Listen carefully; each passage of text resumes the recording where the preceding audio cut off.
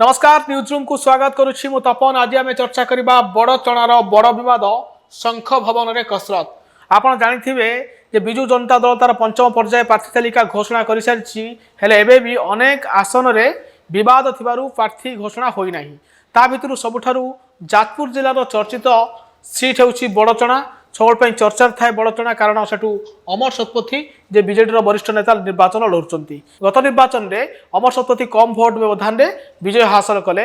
एबे बड़चणा रे काहाकू प्रार्थी करेंगे से नहीं आलोचना चर्चा चली कौटी ना शंख भवन में जो मैंने आशायी अच्छा 5 जन पाखापाखि आशायी अच्छा से समर्थक मान सहित शंख भवन में कसरत चली काहाकू प्रार्थी करा कले दल से विजयी हेब से नहीं अंक कषा चली शंख भवन में। आपन को कहीदेवा चाहे जे बड़चणा जो मैंने आशायी अच्छा प्रथम तो निजे अमर शतपथी आशायी अच्छा एपरिकी से चाहते पुआ आदित्य टिकेट पाऊँ या अमर शतपथी निजे निर्वाचन लड़तु बाप पुओ 2 जन अमर शतपथी लबी करुँच। द्वितीय आशायी जनक होती जन्मंजय लेंका से आशायी अच्छा विजु जनता दल संगठन सहित से भी अनेक द्वंद्व जड़ित अच्छा तो से भी आज शंख भवन में पहुंची से उपस्थित अच्छा। सेहीपरि जिला परिषद उपाध्यक्ष जी गणेश बराड़ भी दीर्घ दिन राजनैतिक क्यारियर अच्छी बड़चणा अंचल में दबदबा रही से उपस्थित अच्छा।